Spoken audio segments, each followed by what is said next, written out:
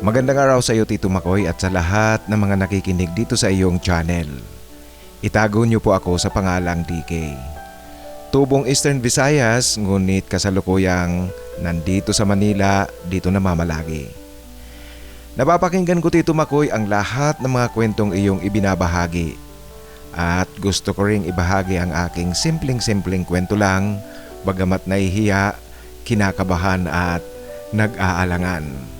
Ngunit sana Tito Makoy mapili nyo ang aking kwento at maibahagi rin dito sa iyong channel. Bata pa po ako Tito Makoy, talagang may kalamyaan na ng kaunti ang aking kilos. Lagi nga akong tinutokso ng aking mga kapatid na bekemon raw ako. Ngunit itinatanggi ko lahat ang kanilang panunuksong iyan sa akin Tito Makoy. Kaya habang lumalaki nga ako, binago ko rin ang aking kilos. Bagamat may kalamihan pa siguro ng kaunti kung makikita mo, ngunit pilit ko talagang ginagawang maging matigas ang aking kilos. Maging ang mga kaibigan ko Tito Makoy, kagaya ng mga normal na kaibigan, babae at lalaki rin. Siguro naman wala sa atin na ang mga kaibigan ay lahat lang babae o kaya lahat lang lalaki. Palaging ganyan Tito Makoy. At liban pa dyan, ang mga kaibigan ko nga, nagsisilbi rin itong bilang panakip upang hindi isipin ng tao na isa nga akong bekemon. Kasi ang mga kaibigan ko Tito Makoy yung mga normal na tropa rin. Kaya lang po ang pinakang buod ng aking kwento ay naganap ito, nag-umpisa noong magdiwang ako ng kaarawan. 18 kaarawan ko Tito Makoy. At sa pagdiriwang ko ng kaarawang iyon, noon ko rin natuklasan at naamin sa sarili ko na isa nga pala akong bekemon. Alam mo kasi Tito Makoy, noon din ako nagkaroon ng unang karanasan. Unang karanasan Tito Makoy sa kapwa lalaki at hindi lang iyon. Kasi Tito Makoy, sa tiyuhin ko naranasan iyon. Ganito po ang buong kaganapan. Nagkakasayahan kami sa bahay dahil nga 18 birthday ko, kaya naroon ang buong pamilya namin, mga kamag-anak, tiyuhin, tiyahin, mga pinsan, kaibigan at mga kaklase. At isa sa mga naroon ay ang adopted brother ng aking mama na galing sa Manila. Itatago ko siya sa pangalang Maynard. Siya si Tito Maynard. Si Tito Maynard Tito Makoy, matipuno ang pangangatawan at kayumanggi ang kanyang balat. Papabol na papabol. Ngayon pa lang kami nagkita nitong si Tito Maynard. Ngayon pa lang din kasi siya nagkaroon ng pagkakataong makajamming namin. Kahit pa kapatid siya ng mama ko. Tawagin na natin Tito Makoy na kapatid ng mama ko, kahit pa adopted lang siya ng mga lolo at lola ko. At kahit nga kapatid siya ng mama ko, mula pagkabata nagkaisip ako lumaki at hanggang ngayon hindi ko pa siya nakita. Talagang ngayon lang napadalaw dito sa amin dahil nga ngayon lang nagkaroon ng pagkakataong makapagbakasyon.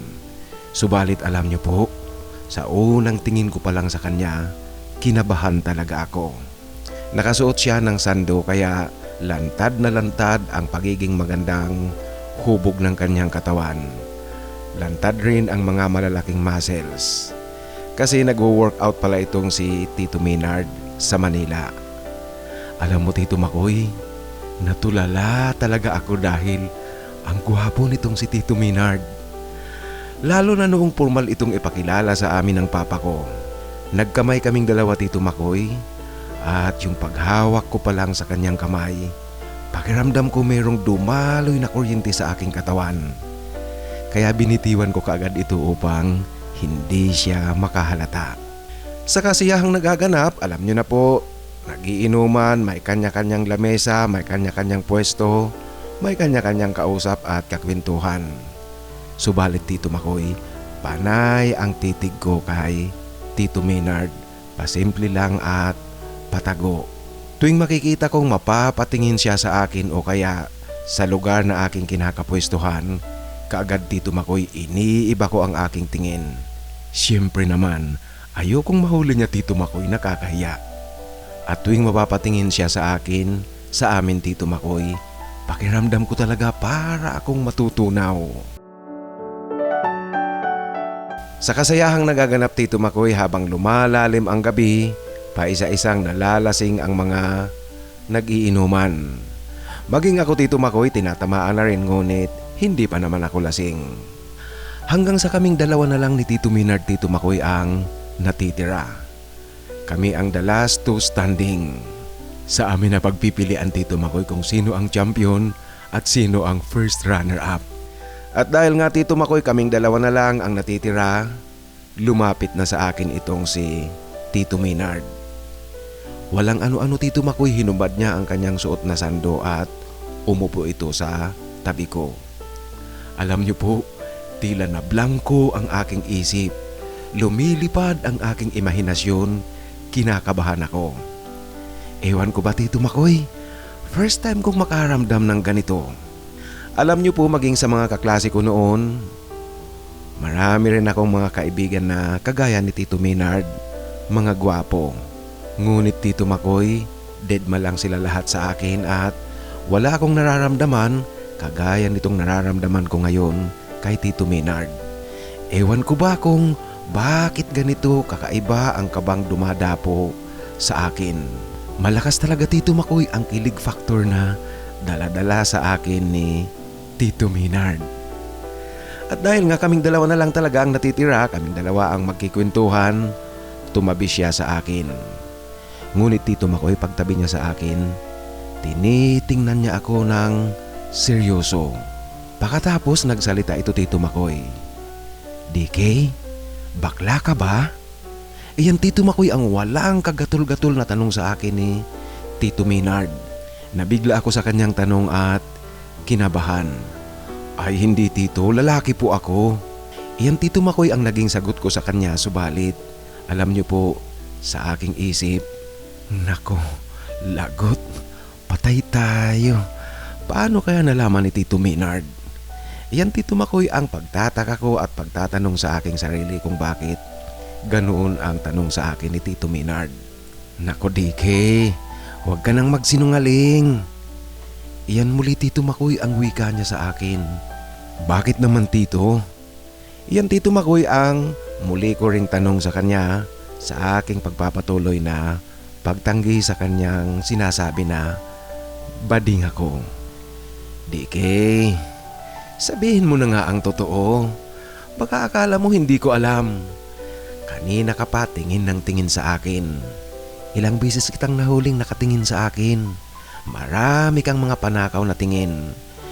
Ngunit hindi ko lang talaga ipinahalata kaninang nahuli kita kasi marami tayo.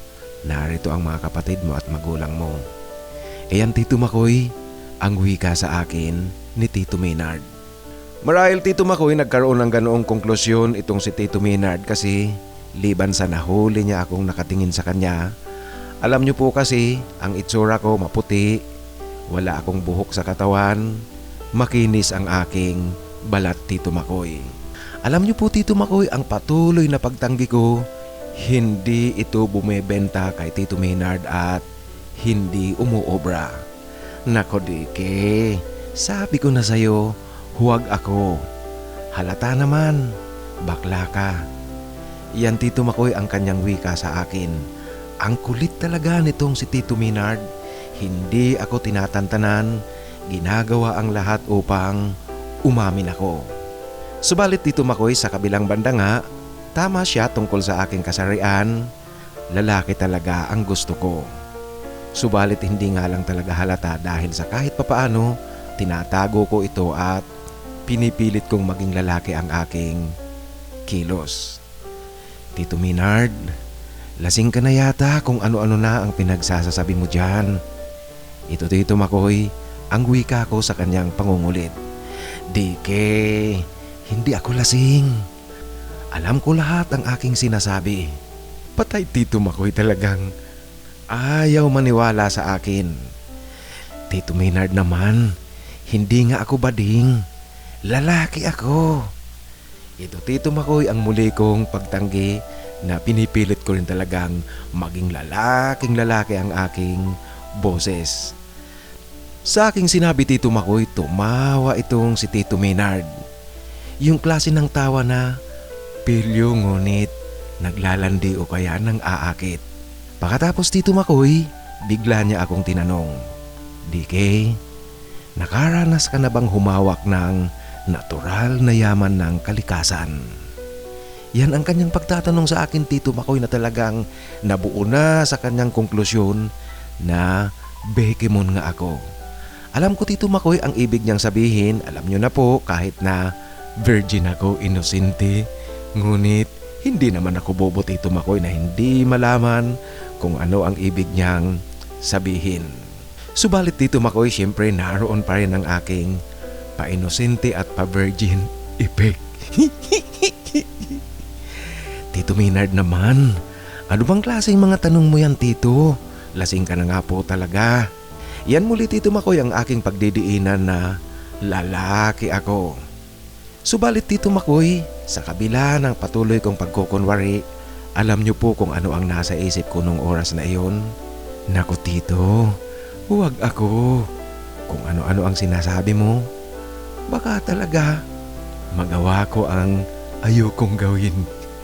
Iyan, Tito Makoy, ang naglalaro sa isipan ko. Ngunit nagulat ako kasi biglang hinablot ni Tito Maynard ang aking kamay at pinahawak na ito sa natural at likas na yaman. Yung likas na yaman na galing sa Kalawit Island. Sawa na galing sa Kalawit Island. Pagkatapos, mahina itong nagsalita. Ano, DK? Ayos ba? Yan, Tito Makoy, ang kanyang tanong sa akin na mababasa mong naglalandi na talaga. Ngunit sa panig ko naman, nagulat din ako sa sarili ko kasi nung ipahawak sa akin ni Tito Maynard ang natural na likas na yaman galing sa Kalawit Island, ewan ko ba, Tito Makoy, kung bakit humawak din talaga ako ng hawak na hawak at hindi ko kaagad inalis ang aking kamay sa pagkakahawak. Sa bagay nga, Tito Makoy, ikaw nga naman ang makahawak ng likas na yaman galing sa kagubatan ng Kalawit Island. Ibang klase, Tito Makoy, ibang klase ang sawa na galing sa protected area ng Kalawit Island. Sabi ko na nga ba, DK, kanina pa kita naaamoy. Ito, Tito Makoy, ang wika niya sa akin noong napahawak nga ako ng likas na yaman galing sa Kalawit Island. Alam mo, Tito Makoy, tila nawala rin ako sa aking sarili kasi ang tanging nabigkas ko na lang kay Tito Maynard ay, Tito, huwag dito, baka makita tayo ng papa at mama ko. Baka magising sila. Yan, Tito Makoy, ang wika ko na hindi ko alam kung bakit iyon ang nabigkas ko kay Tito Maynard. Eh wala, tulog na sila. Tayong dalawa na lang, wala nang gising sa kanila. Iyan ang wika sa akin ni Tito Maynard. Sa nagaganap sa amin ngayon ni Tito Maynard, lalong lumalakas at bumibilis ang takbo ng mga daga sa dibdib ko, Tito Makoy. Patay na, hindi na yata ako makakaiwas ngayon. Malalantad na yata ang hindi dapat malantad. Tito, wag po dito sa labas. Doon tayo sa loob. Doon tayo sa silid ko. Iyan pa, Tito Makoy, ang sunod na nasabi ko na lang kay Tito Maynard. Ewan ko po ba kasi tila wala na ako sa aking tamang katinuan. Kaya pumasok kaming dalawa sa aking silid at nung nasa loob na kami ng aking silid tulugan, naganap na nga ang hindi dapat maganap at naranasan ko na ang hindi ko pa nararanasan sa tanang buhay ko. Kinakabahan ako, Tito Makoy, nag-aalangan at hindi ko alam kung ano talaga ang gagawin ko. Tito Maynard, wala akong karanasan pa dito. Hindi ko alam kung paano, hindi ko alam kung ano ang gagawin. Ito, Tito Makoy, ang wika ko kay Tito Maynard na medyo pabulong. Pabulong lang at mahina ang aming pag-uusap upang hindi kami marinig ng nasa kabilang silid. Sinabi sa akin ni Tito Maynard kung paano at kung ano ang dapat kong gawin. Wala na, Tito Makoy. Tuluyan na akong nalunod ng aking pakiramdam. Sinunod ko na lang ang mga sinasabi sa akin ni Tito Maynard. Sa unang hakbang ko pa lang, nagulat ako sa reaksyon ni Tito Maynard. Yung reaksyon, yung galaw ng kanyang katawan. Alam ko, Tito Makoy, nagustuhan niya ang aking unang hakbang at alam kong nakuha ko ang gusto niyang gawin ko upang maramdaman niya ang gusto niyang maramdaman. Nagtuloy-tuloy na kami Tito Makoy, di na namin napigilan ang mga magkakasunod na eksena. Naganap na ang hindi ko inaakalang magaganap ngayong gabi at naranasan ko na ang hindi ko pa nararanasan. At ang kakaiba Tito Makoy kasi sa uncle ko pa naranasan.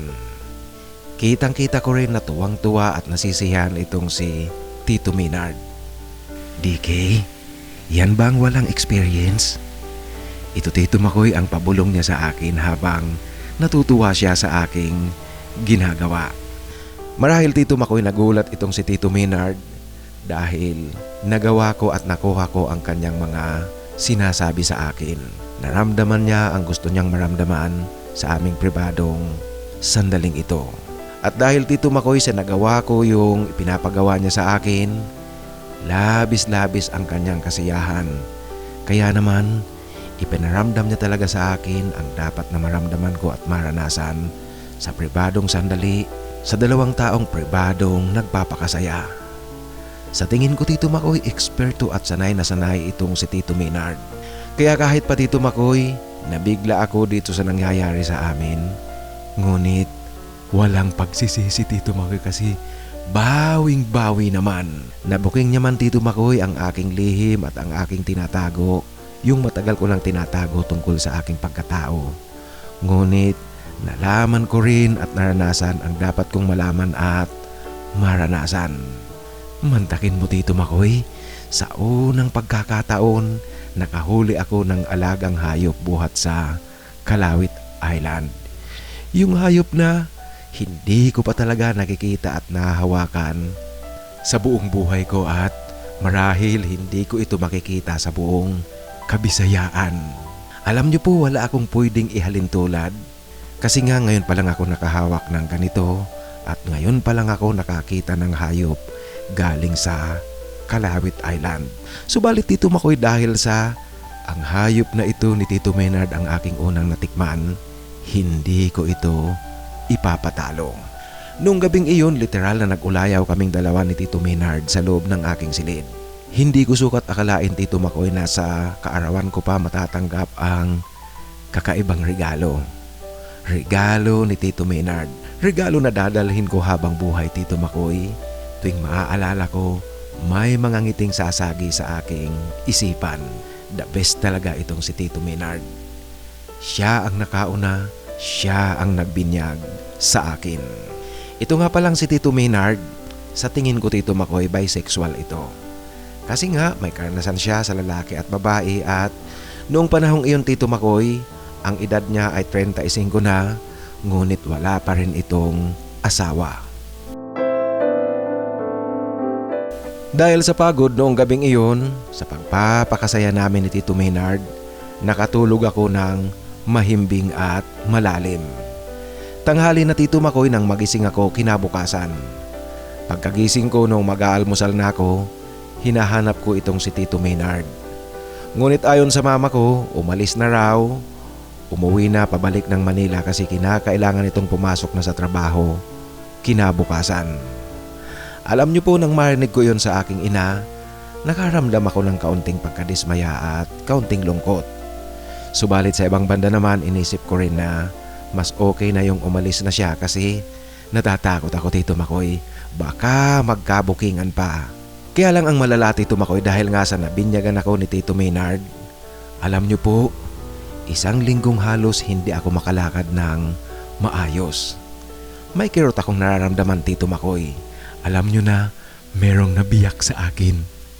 Kaya nahihirapan ako kahit papaano kasi kinakailangan kong itago ang aking kilos na paika-ika sa mga magulang ko at mga kapatid.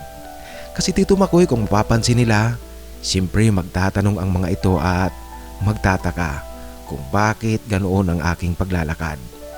Alangan naman Tito Makoy na sabihin kong masakit kasi niyari ako ni Tito Maynard.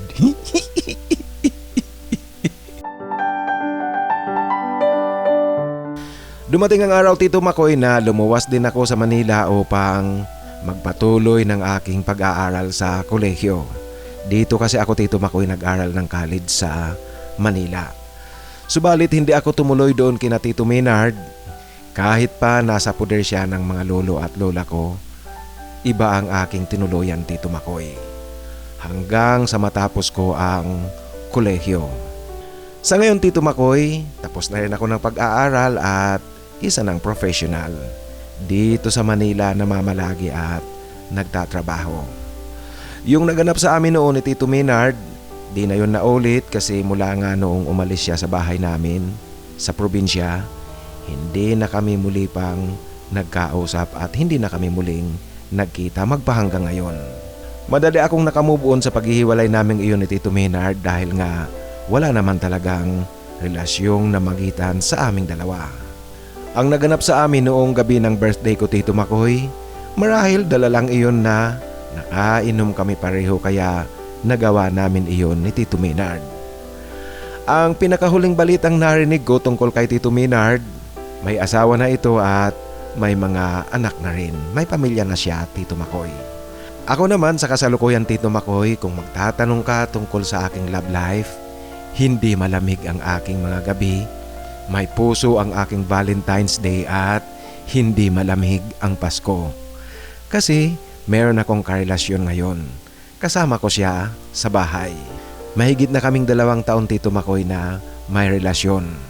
Naninirahan kami ngayon sa isang kondo.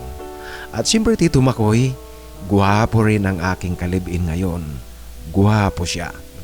Hindi ako hahanap ng pangit. Sa kasalukuyan, masaya kami sa aming pagsasama at paminsan-minsan, Tito Makoy, magkasabay kaming dalawa at magkatabing nakikinig sa kwento na iyong binabasa. Hanggang dito na lang po, Tito Makoy, ang aking simpleng kwento. Sana po basahin nyo, piliin nyo at ilathala dito sa iyong channel. Ang isa sa iyong mga taga-subaybay, DK. Maraming salamat, DK, sa pagbabahagi mo ng iyong kwento. Alam mo, ang reaction ko lang dito sa kwento mo, tama na yan na tinanggap mo at hinarap mo kung sino ka, kung ano ang tunay mong pagkatao. Kaya tingnan mo ngayon, meron kang karelasyon, masaya kayo ng iyong kalibin. Kaya tama lang yan. At alam mo, ang importante sa atin, wala tayong naaapakan, wala tayong nasisirang tao. Yan lang ang talagang pinakamahalaga dyan. Masaya tayo sa ating buhay, tahimik tayong namumuhay, wala tayong natatapakan, wala tayong naagrabyado, masaya tayo. Sa muli, maraming salamat sa pagbabahagi mo ng iyong kwento. Alam ko na naman, marami ang magsasabi nitong sana all. Sana nga talaga tuloy-tuloy ang iyong magandang samahan, patuloy na maging matatag ang inyong relasyon ng iyong kalibin. Sa muli, maraming salamat sa pagbabahagi mo ng iyong kwento. Ngayon, mga kaibigan, sa ating shoutout, ang mga nagsulat ng kanilang pagnanais na magpa-shoutout doon sa sinusundang upload nito, yung re-upload lang iyon. Ako si Bernard, asawa ko si Kuya Patrick. Re-upload lang iyon, mga kaibigan. Ang mga nagpapa-shoutout, i-shoutout na natin ang ating kasamahan. Unang-una si Seb Pabo ng Santiago City, Isabela. Si Breno Pabo, Seb, maraming salamat. Shoutout sa iyo at ingat palagi. Ganoon din ang ating kapatid na si CJ ng Chicago, Illinois. Actually, itong si CJ, hindi ito talaga nagpapa-shoutout. Kaya lang sa akin, pag nagsulat kayo ng comment na nilagyan nyo kung saan kayong lugar, automatic yan, isa-shoutout ko kayo. Itong kapatid natin, si CJ ng Chicago, Illinois. CJ, maraming salamat at ingat palagi dyan. Ang ating kapatid rin na nasa Al-Kubar, Saudi Arabia, si Chodoro Arasola. Teddy, shout out sa iyo at sa iyong mga kasamahan dyan sa Salim Al-Yami Company. Maraming salamat sa tuloy-tuloy na pakikinig at sa suportang inyong ibinibigay. Kaya shout out muli sa iyo, Teddy Arasola, at sa iyong mga kasamahan. Ang ating kapatid naman, shout out kay Joe Makati, Joel R. Joe, maraming salamat. Itong si Joe Makati nga pala, Joel R. alias Joe Makati, kapatid natin na nasa Tatirin ito, New Orleans. Joel R., maraming salamat at ingat palagi dyan. At shout out muli sa ating kapatid na si Mitoy Kadiraw. Mitoy, shout out sa iyo. Mitoy na lang ang itatawag ko sa iyo, gaya ng sinabi ko doon sa sinusundang upload nito. Ang kapatid nating ito mga kaibigan ay si Milagrito Kadiraw. Mitoy, shout out sa iyo at maraming salamat. At ang ating kapatid naman na nasa Alcala, Pangasinan, Florentino Jimenez. Tino, shout out sa iyo at maraming salamat. Itong si Tino, sabi niya, nakarelate siya sa kwento ni Bernard. Maraming salamat Tino Jimenez ng Alcala, Pangasinan at shout out sa iyo. Ang isa pang kapatid natin na nasa Caloocan City, Wilson Deswasido, shout out sa iyo Wilson. At actually itong si Wilson hindi siya nagpapa-shout out para sa kanya. Gusto niyang i-shout out ko ang kanyang butihing asawa na si Ruth at ang kanyang anak na si Nonoy. Kaya shout out sa iyo Ruth at sa iyong anak na si Nonoy. Ang shout out ay galing sa iyong butihing asawa, ama, haligi ng inyong pamilya, Wilson Deswasido. Salamat Wilson sa tuloy-tuloy na pakikinig. Ang isa pa na gusto kong i-mention ngayon ay ang kapatid natin na si Mario Baker. Mar, maraming salamat sa tuloy-tuloy na pakikinig. Ito nga palang si Mar. Bakit ko sina-shout out? Kasi yung comment niya doon sa kwento ni Bernard, naranasan rin daw niya ang naranasan ni Bernard kasi marami rin silang magkakapatid. Sa bagay nga ako talaga sang-ayon din ako doon sa sabi ni Bernard na hindi totoo na ang mga magulang ay pantay-pantay ang pagtingin sa mga anak. Naniniwala rin ako dyan. Kung sasabihin natin talaga na ang pagmamahal ng magulang sa anak ay unconditional, tama yan, totoo yan. Sa muli, Mario Baker, shout out sa iyo at maraming salamat sa tuloy-tuloy na pakikinig. I-shout out din natin ang ating kapatid na nasa Italy, si Ipe Gorospe, Felipe Gorospe. Ipe, maraming salamat sa pakikinig at shout out sa inyong lahat dyan na kasamahan natin sa Italy. Ganoon din ang ating kapatid na nasa Dubai, si Adon Adon Vlogs. Adon Adon Vlogs, shout out sa iyo at maraming salamat. At sa atin namang mga hinahanapan ng forever, ang babanggitin ko ngayon ay ang Team B. Sa mga ngayon pa lang nakikinig dito sa ating kwentuhan, ang mga pangalang babanggitin ko po ay naghahanap yan ng forever. Kung naghahanap kayo ng forever, pwede nyo silang kontakin. Malay natin, sila na ang inyong hinihintay na forever. Naghahanap ng forever si Alfred TV 888, John M7V, John Inglaterra, Alvin Santiago, Rodney Kerubin, si JP Chulipa naghahanap rin, Filmer Borromeo, at ang ating kapatid na nasa Italy si Felipe Gorospe. Ganoon din si Josel Tabuena at ang ating kapatid na si Robert Merapuente. Sila po mga kaibigan naghahanap ng forever. Kaya kung naghahanap kayo ng forever, pwede nyong kontakin ang sino man sa kanila. Sa muli, sa mga nais na magpa-shoutout, pakisulat sa pinakahuling upload upang siguradong mabasa ko kaagad yan at ma-shoutout ko kayo. At sa mga nais namang magbahagi ng kanilang kwento, ipadala lang po sa aking email, titomarcos@yahoo.com. Sa inyo pong lahat, maraming salamat sa tuloy-tuloy na suportang ibinibigay nyo dito sa ating kwentuhan. Mabuhay kayo at sumainyo sana ang biyaya galing sa itaas.